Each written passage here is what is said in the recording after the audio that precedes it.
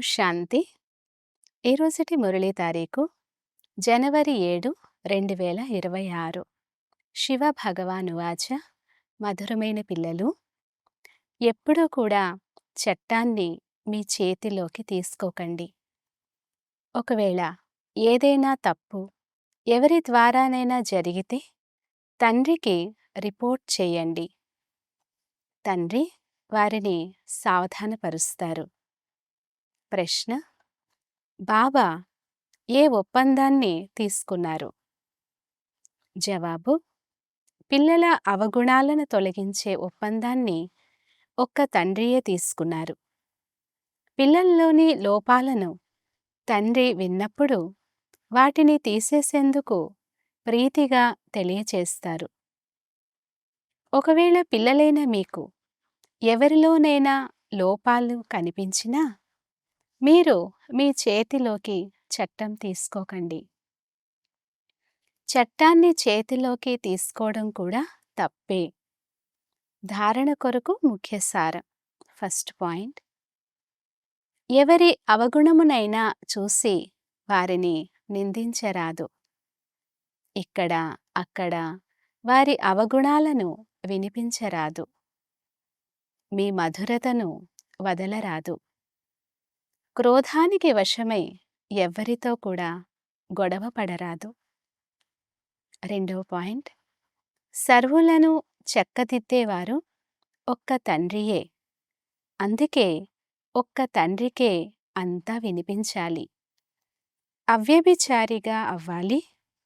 మురళి ఎప్పుడూ మిస్ చేయరాదు.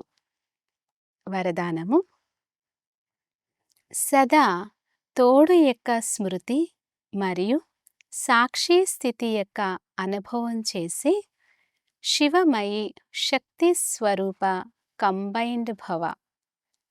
వివరణ: ఈ సృష్టిపై పాత్ర ఉన్నంత వరకు ఆత్మ మరియు శరీరము కలిసి తోడుగా ఉంటాయో, వేరుగా అవ్వలేవో, అలాగే శివుడు మరియు శక్తి ఇరువురికి అంత గాఢమైన సంబంధం ఉంది.